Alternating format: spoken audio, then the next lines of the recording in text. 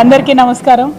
ఈరోజు మెదక్ జిల్లాలో మరి మెదక్ చర్చ్ ప్రపంచ విఖ్యాతిగాంచినటువంటి మెదక్ చర్చ్ 100 సంవత్సరాలు జరుపుకుంటున్నటువంటి సందర్భంగా మరి ఇక్కడికి రావడం, దర్శనం చేసుకోవడం, క్రిస్టియన్ సోదరులందరితో కూడా కలిసి ఆ వేడుకల్లో పాల్గొనడం నా పూర్వజన్మ సుకృతంగా నేను భావిస్తూ ఉన్నాను। మెదక్ చర్చ్కి ఎంతో చరిత్ర ఉంది, మనందరికీ తెలుసు। 100 సంవత్సరాల క్రితం ఇక్కడికి వచ్చి మరి దాదాపు అప్పటి పైసలలో చూసుకుంటే 14 లక్షల రూపాయలు ఆనాడే ఖర్చు పెట్టి ఒక 10,000 మందికి ఆహారం ఇచ్చేటటువంటిగా, ఉపాధి కల్పించేటట్టుగా అల్టిమేట్గా పనిచేసి అనేక సేవా కార్యక్రమాలు చేస్తూ మరి మన తెలంగాణకు తలమానికంగా నిలబడి ఏషియాలో 2వ అతిపెద్ద చర్చిగా పేరుగాంచినటువంటి ఈ చర్చ్ దర్శించుకోవడం అన్నది మామూలు విషయం కాదు। బీఆర్ఎస్ పార్టీకి, కేసీఆర్ గారికి, క్రైస్తవ సోదరులకి పేగుబంధం ఉన్నది। ఆనాడు తెలంగాణ ఉద్యమం కోసం మేమందరం కూడా కొట్లాడుతుంటే ప్రార్థన చేయని చర్చి లేదు, పాల్గొనని క్రైస్తవుడు లేడు। అట్లా బీఆర్ఎస్ పార్టీకి, క్రైస్తవులందరికీ కూడా ఒక పేగుబంధం ఉన్నది। ప్రత్యేకించి సిఎస్ఐతో నాకు అనుబంధం బాగా ఉంటుంది। మరి వారు వచ్చి ఆహ్వానించినప్పుడు మా ఎమ్మెల్సీలను అందరినీ కూడా మరి మేమందరం కూడా వస్తామని చెప్పి ఈరోజు రావడం జరిగింది। ఫైనలీ రావడం, అందరితో పాటు వేడుకల్లో పాల్గొనడం, ఆ క్రీస్తు ప్రభు దయ వల్ల మరి మన తెలంగాణ సుభిక్షంగా ఉండాలని చెప్పి మనస్ఫూర్తిగా నేను కోరుకుంటా ఉన్నాను। మరి మీ అందరికి కూడా తెలుసు, మెదక్ ఒక జిల్లా కావాలి అనేటటువంటిది మనందరికి కల ఉండే। అది కేవలం తెలంగాణ రాష్ట్రం ఏర్పడ్డ తర్వాత గౌరవ ముఖ్యమంత్రి, ఆనాటి ముఖ్యమంత్రి కేసీఆర్ గారి ఆధ్వర్యంలో మెదక్ని మనం జిల్లాగా ఏర్పాటు చేసుకున్నాం। జిల్లాని ఏర్పాటు చేసుకోవడంతోనే అన్ని హంగులు కూడా మన జిల్లాకు వచ్చినాయి। ప్రత్యేకంగా మెడికల్ కాలేజ్ కావచ్చు, ఎస్పీ ఆఫీస్ కావచ్చు, కలెక్టరేట్ కావచ్చు, అనేక రకాలైనటువంటి డెవలప్మెంట్ అన్నీ కూడా వచ్చినటువంటి సందర్భం। నిజంగా మెదక్ ఎంత ప్రత్యేకంగా అనిపిస్తుంది అంటే, మెదక్ గురించి ఆలోచన చేస్తేనే మనసు ఆహ్లాదంగా ఉంటుంది। అమ్మగారు ఊరు కాబట్టి నాకు కొంచెం ఆ ప్రేమ కూడా ఉంటుంది। మరి మెదక్ అనగానే ఒక పక్క మంజీరా, ఇంకో పక్క ఏడుపాయల దుర్గమ్మ, ఇంకొక పక్క చర్చు, అసలు ఒక మత సహనశీలత అన్నది పరిడవిల్లేటటువంటి ప్రదేశంగా పెద్ద సంఖ్యలో మరి ముస్లిం సోదరులు ఒక మత సహనానికి చక్కటి నిదర్శనంగా చెప్పాలంటే అది మెదక్ పట్టణం మన తెలంగాణలో నిలబడుతుందని చెప్పి మనస్ఫూర్తిగా నేను తెలియజేస్తూ ఉన్నాను। ఈ మెదక్ బాగుండాలి, ఇక్కడ ఉండేటటువంటి అద్భుతమైనటువంటి పంటలు, సిరులు ఒకప్పుడు ఉండే అని ఆనాడు శ్రీనాథుడు కూడా చెప్పిండని చెప్పి మన కేసీఆర్ గారు పదే పదే చెప్తూ ఉంటారు। మరి మెదక్ మళ్ళా అట్లా పచ్చబడాలి, మంచిగా పంటలతోని ఉండాలి, సిరుల రాసులు ఇక్కడ పొంగాలనేటటువంటి కలతోని మరి ఇక్కడ అంతకుముందు సింగూరు నుంచి నీళ్లు హైదరాబాద్ పోతుండే, ఇక్కడ ఉండేటటువంటి గణపురం ఆయకట్లో రైతులకు నీళ్లు రానటువంటి పరిస్థితి ఉండే। కానీ తెలంగాణ ఏర్పడ్డ తర్వాత కేసీఆర్ గారు పట్టుబట్టి మరి గోదావరి జలాలతోని సింగూరుని నింపి తద్వారా గణపురం ఆయకట్టునంతా కూడా పరిరక్షించి మరి ఇక్కడ నిజంగానే సిరులు పండేటట్టుగా మనం చేసుకున్నాం। అక్కడితో ఆగిపోకుండా మరి మెదక్ జిల్లాలో ఉండేటటువంటి ప్రతి ఒక్క మండల కేంద్రంలో, ప్రతి ఒక్క గ్రామంలో ఉండేటటువంటి చెరువుల్ని పూడికలు తీసుకున్నాం। పూడికలు తీసుకున్నటువంటి వాటన్నిటినీ కూడా మరి కాలువలతో అనుసంధానం చేసి తప్పకుండా 365 రోజులు చెర్లలో నీళ్లు ఉండాలనేటటువంటి కళ కేసీఆర్ గారికి ఉన్నది। దానికోసమే కాళేశ్వరం నుండి ఇక్కడికి నీళ్లు తెచ్చుకోవాలని అనుకున్నాం। ఆ పనులు సగంలోనే ఇప్పుడు వచ్చినటువంటి ప్రభుత్వం ఆపడం అన్నది నిజంగా దారుణం। కాళేశ్వరం ప్యాకేజ్ 19 కింద మరి మొత్తం కూడా యావత్ మెదక్ జిల్లా సస్యశ్యామలం అయ్యేటటువంటి ఆస్కారం ఉన్నది। కానీ కేసీఆర్ గారి మీద కోపంతో మెదక్ ప్రజల మీద తీర్చుకుంటే ఏమొస్తుందని చెప్పి ఈ ప్రభుత్వాన్ని మేము ప్రశ్నిస్తూ ఉన్నాం।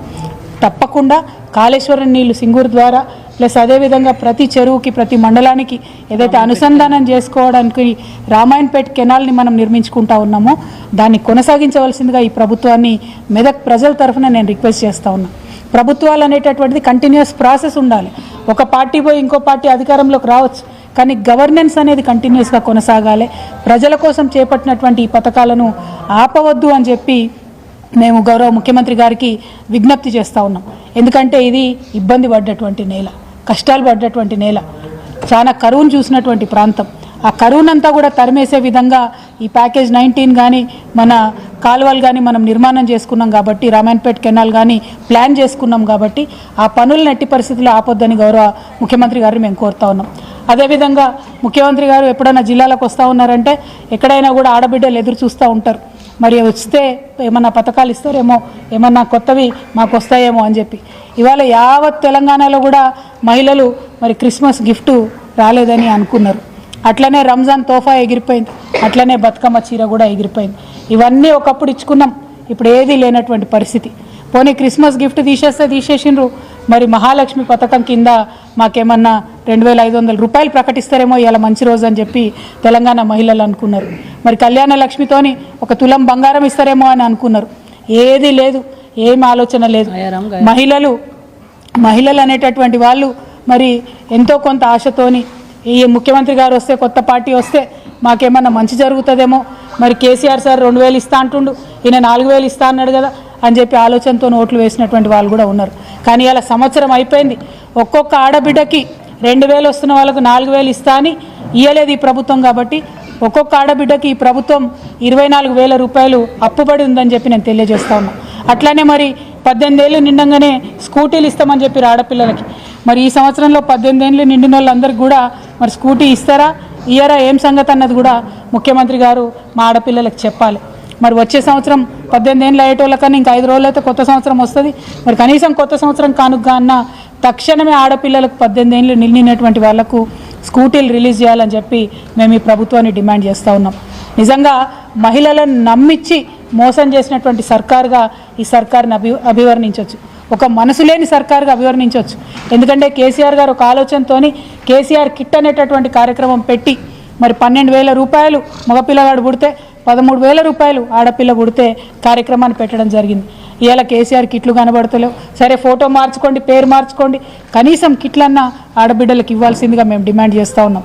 ఎందుకోసం అడుగుతూ ఉన్నామంటే కేసీఆర్ గారు ఒక మంచి నిర్ణయంతో ప్రభుత్వ ఆసుపత్రులలోనే ప్రసవాలు జరగాలి, ప్రైవేట్ హాస్పిటల్కి పోతే ఇల్లు గుల్లయ్యేటటువంటి పరిస్థితి ఉందని చెప్పి ఈ కార్యక్రమాన్ని పెట్టింది.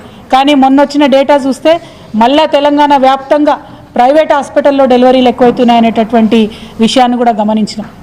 అదేవిధంగా నిన్నగాక మొన్న పోలీసు వాళ్ళు రిపోర్ట్ ఇచ్చిండ్రు, 40% పెరిగింది క్రైమ్ రేటు, 40%. అందులో కిడ్నాప్ రేట్లు పెరిగినాయి. అక్కడ ఒక పోలీస్ ఆయన చెప్తా ఉన్నారు, మేము ఎక్కువ కేసులు నమోదు చేస్తున్నాం కాబట్టి పెరిగినాయట. మీరు ఎంత ఎక్కువ కేసులు నమోదు చేసినా ఒక సంవత్సరంలో 5% పెరుగుతుండొచ్చు, కానీ ఏకంగా 40% క్రైమ్ రేటు పెరిగిందంటే అది కేవలం ఈ సర్కారు మహిళల పట్ల చూపిస్తున్నటువంటి నిర్లక్ష్యానికి నిదర్శనంగా కనబడుతూ ఉంది. ఇవాళ మహిళా భద్రత మీద మీకు సోయలేదు, మహిళలకు ఇవ్వాల్సిన పథకాల మీద మీకు సోయలేదు, ఏ అంశంలో కూడా మీరు పట్టనట్టుగా ఉంటున్నారు. దీన్ని మహిళలు చూస్తూ ఊరుకోరు, ఖచ్చితంగా ప్రశ్నిస్తామని చెప్పి ఈ సందర్భంగా తెలియజేస్తున్నాం. ఇంత మనసు లేకుండా మహిళలకు ఇచ్చిన మాటలకు మోసం చేస్తూ ఉన్నారు. ఒక పక్క మహిళలు, ఇంకో పక్క రైతులు. ఎన్ని మాటలు చెప్పారు రైతులకు, రైతు బంధు ఇస్తాం, ఎక్కడిచ్చిండ్రు? కేసీఆర్ గారు ఎన్నికలకు పోయే ముందు 17,500 కోట్లు రైతుల కోసమని ఏదైతే దాచిపెట్టినరో ఆ ఒక్కసారి ఇచ్చిండ్రు తప్పితే మళ్ళీ సెకండ్ టైం ఎగ్గొట్టిరు. మళ్ళీ ఇప్పుడు ఇవ్వండి అంటే ఇగో రేపిస్తాం, మాపిస్తాం, సంక్రాంతికి ఇస్తామని చెప్తున్నారు. సంక్రాంతికి ఇస్తామనేటటువంటి మాట నిలబెట్టుకోవాలి. తక్షణమే పెంచినటువంటి రుసుముతో రైతు భరోసా అమలు చేయాలి. మీరు మళ్ళా రైతు భరోసాలో కూడా ఏదో కట్టింగులు పెట్టేటటువంటి ప్రయత్నం చేస్తున్నట్టు, 100 రకాల రూల్స్ పెట్టేటటువంటి ప్రయత్నం చేస్తున్నట్టు సమాచారం వస్తూ ఉన్నది. దాన్ని మేము సహించం. ఎందుకంటే చిరు ఉద్యోగులు ఉంటారు, చిన్న ఉద్యోగం ప్రైవేట్లో వేసుకుంటూ వాళ్ళు ఉంటారు, వాళ్ళకి ఇక్కడ భూమి ఉంటుంది, వాళ్ళ పేరెంట్స్ సాగు చేసుకుంటూ ఉంటారు. మరి వాళ్ళకి రైతు భరోసా ఇస్తారా ఇయ్యరా మీరు? ఎందుకంటే మోడీ గారు పెట్టినటువంటి రూల్స్ పెడతామంటారు. ఆయన పెట్టిన రూల్స్ పెడితే 30% మందికి కూడా రైతు భరోసా రాదు.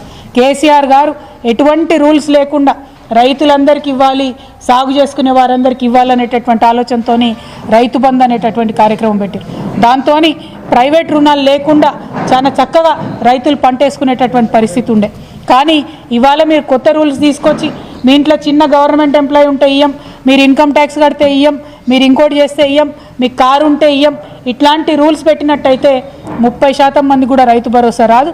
మరి రైతులకు సాగు చేసుకునే వారందరికీ కూడా తప్పకుండా వచ్చే విధంగా రైతు భరోసా ఈ ప్రభుత్వం ముందుకు రావాలని చెప్పి మేము డిమాండ్ చేస్తూ ఉన్నాం. అదేవిధంగా మరి వరి ధాన్యానికి ఏం చెప్పింది ఈ ప్రభుత్వం? ఇదివరకు 2,183 రూపాయలు ఉండే మద్దతు ధర, దాన్ని 500 పెంచి 2,683 రూపాయలు చేస్తామని చెప్పారు. కానీ మొన్నటిసారి కూడా మీరు కనీసం 30% కూడా ధాన్యం కొనలే. మొదలేమన్నారు? అన్ని వడ్లకు బోనస్ ఇస్తామన్నారు. తర్వాత ఏమన్నారు? సన్న వడ్లకు మాత్రమే బోనస్ ఇస్తామన్నారు. ఈ మాటికి మాట మార్చుడు తప్పితే ఇంకోటి ఏమి కూడా ఈ సర్కారులో కనబడతలేదు. అదేవిధంగా మీరు మొక్కజొన్నకి ఇస్తామన్నారు, 1,870 రూపాయలు ఉంటే దాన్ని పెంచి 2,200 ఇస్తామన్నారు. కందులకు పెంచి 6,700 ఇస్తామని చెప్పిండ్రు. సోయాబీన్కు పెంచుతామన్నారు, 4,400 రూపాయలు ఇస్తామన్నారు. మరి పత్తికి పెంచి 6,500 రూపాయలు ఇస్తామన్నారు. అట్లనే మిర్చి సాగు చేసే రైతు చక్కగా ఉండాలి, 15,000 రూపాయలు మద్దతు ధర ఇస్తామని ప్రకటించారు. పసుపు రైతుకు 12,000 ఇస్తామని ప్రకటించారు. అట్లనే ఎర్రజొన్న రైతులకు 3,500 రూపాయలు ఇస్తామని చెప్పిండ్రు. మరి చెరుకు రైతులకు 4,000 రూపాయలు ఇస్తామని చెప్పిండ్రు. జొన్నలు వండించేటోళ్లకు 3,050 రూపాయలు ఇస్తామని చెప్పిండ్రు. వీటన్నిటినీ కూడా ఎగ్గొట్టిండ్రు. గత ఒక్క సంవత్సర కాలంగా ఏ ఒక్క పంటకు కూడా మీరు మద్దతు ధర ఇస్తలేరు. ఏ ఒక్క పంట మీద కూడా మీరు ఆలోచన చేస్తలేరు. మరి ఇక్కడ మెదక్లో, నిజామాబాద్లో, కోరుట్లలో చక్కెర ఫ్యాక్టరీ ఉంటుంది. మేము తెరిపించలేకపోయినాం. ఖచ్చితంగా కాంగ్రెస్ పార్టీగా మేము వచ్చిన తర్వాత తెరిపిస్తామని ఆనాడు పెద్ద పెద్ద మాటలు చెప్పిండ్రు, ప్రగల్భాలు పలికిండ్రు, ప్రజలను మభ్యపెట్టిండ్రు, ఓట్లు వేయించుకున్నారు. మరి ఇవాళ అడుగుతా ఉన్నాం, సంవత్సర కాలం అయిపోయింది. కేసీఆర్ గారు పెద్దలు చెప్పారు మాకు సంవత్సరం పాటు ఏమనకండి అని. మరి సంవత్సరం తర్వాత అడుగుతా ఉన్నాం కాంగ్రెస్ ప్రభుత్వాన్ని, రేవంత్ రెడ్డి గారిని, ఇవాళ మీరు మెదకొచ్చిపోయినరు, ఎప్పుడు తెరిపిస్తారు ఇక్కడ షుగర్ ఫ్యాక్టరీ, ఎప్పుడు తెరిపిస్తారు బోధన్లో షుగర్ ఫ్యాక్టరీ, ఎప్పుడు తెరిపిస్తారు కోరుట్లలో షుగర్ ఫ్యాక్టరీ అని ఇవాళ కాంగ్రెస్ ప్రభుత్వాన్ని మేము డిమాండ్ చేస్తూ ఉన్నాం. మరి మేము రాగానే చక్కెర ఫ్యాక్టరీ తెరిపిస్తాం, ఎన్ని వందల కోట్లైనా తెరిపిస్తామని ఆనాడు ప్రగల్భాలు పలికిన మీరు ఇప్పటి వరకు కూడా కనీసం దాని మీద రివ్యూ చేయకపోవడం ఏందని చెప్పి ఈ సందర్భంగా మేము డిమాండ్ చేస్తూ ఉన్నాం. అట్లనే ఏమన్నారు, రేషన్ కార్డులు మేము రాగానే ఇస్తామన్నారు. మీరు వచ్చి ఏడాదాయే ఇప్పటి వరకు పెండింగ్ ఉన్న ఇస్తలేరు, కొత్త ఇస్తలేరు, ఇంకా ఏమి కూడా ఇస్తారో ఇవ్వరో డౌట్ వస్తుంది. ఏమన్నా మాట్లాడితే లేదు లేదు రేషన్ కార్డులు ఇస్తాం, రేషన్ బియ్యం బదులు సన్న బియ్యం ఇస్తామని చెప్తున్నారు, సర్వే చేస్తామని ఇప్పుడు చెప్తున్నారు. మరి అంతకుముందు ఏమన్నారు, మేము మొత్తం ఒక బియ్యమే ఇస్తున్నాడు కేసీఆర్, ఇంకా చాలా ఇస్తాం, చాలా వస్తువులు కలిపి మీకు ఇస్తామని చెప్పిండ్రు. ఇవాళ నేను డిమాండ్ చేస్తూ ఉన్నాను, మీరు కేసీఆర్ గారు ఏదైతే మనిషికి ఇంట్లో ఎంతమంది ఉంటే అంతమందికి మనిషికి 6 కిలోల చొప్పున లిమిట్ లేకుండా ఎంతమంది ఉన్నా ఇచ్చిండ్రో, మీరు సన్న వడ్లు ఇస్తారా, దొడ్డు వడ్లు ఇస్తారా, ఆ పాలసీ ఏం చేస్తారో చేసి బియ్యం మీద లిమిట్ లేకుండా మాత్రం ఇంట్లో ఎంతమంది ఉంటే అంతమందికి ఇవ్వాలని చెప్పి మేము డిమాండ్ చేస్తూ ఉన్నాం. ఎందుకంటే మీరు ఆనాడు కోతలు కోసిండ్రు, ఇవాళ ప్రభుత్వంలోకి వచ్చినాక అన్నిట్లా కోతలే పెడుతున్నారు. కాబట్టి కోతలు కోయడం మానేసి, కోతలు చెప్పడం మానేసి మీరు పరిపూర్ణంగా ఇవ్వండి. ఏ స్కీమ్ ఇచ్చినా కూడా రైతులకు ఇస్తే కడుపు నిండా ఇవ్వండి, సాగు చేసుకునే ప్రతి రైతుకి ఇవ్వండి, అందులో 100 రూల్స్ పెట్టకండి అని చెప్పి మిమ్మల్ని డిమాండ్ చేస్తూ ఉన్నాం. తక్షణమే మీరు రైతు భరోసా ఇవ్వాలి, తక్షణమే రేషన్ కార్డులు ఇవ్వాలి. మీ మెదక్కు వచ్చి మీరు ఇవాళ చర్చకు వచ్చి పోయినారు, ఇక్కడ ఉండేటటువంటి షుగర్ ఫ్యాక్టరీని తక్షణమే రిలీజ్ చేయాలని చెప్పి ఈ సర్కార్ని డిమాండ్ చేస్తూ, మరీ ముఖ్యంగా మహిళలకు మీరు ఇచ్చినటువంటి మహాలక్ష్మి వాగ్దానం కావచ్చు, తులం బంగారం కావచ్చు, ఆడపిల్లలకు ఇస్తామన్న స్కూటీ కావచ్చు, తక్షణమే వాటి మీద కార్యాచరణ ప్రకటించాలి, ఇవ్వడం మొదలు పెట్టాలని చెప్పి ఈ సందర్భంగా డిమాండ్ చేస్తూ, మరి మెదక్కు వచ్చి మా మీడియా మిత్రుల్ని, మెదక్ జిల్లాలో ఉండేటటువంటి మా పార్టీ నాయకుల్ని, కార్యకర్తల్ని, అందరినీ, మెదక్ ప్రజల్ని ముఖ్యంగా కలిసేటటువంటి అవకాశం వచ్చినందుకు అందరికీ కూడా ధన్యవాదాలు తెలియజేస్తూ ఉన్నాను. Thank you. జై తెలంగాణ. జై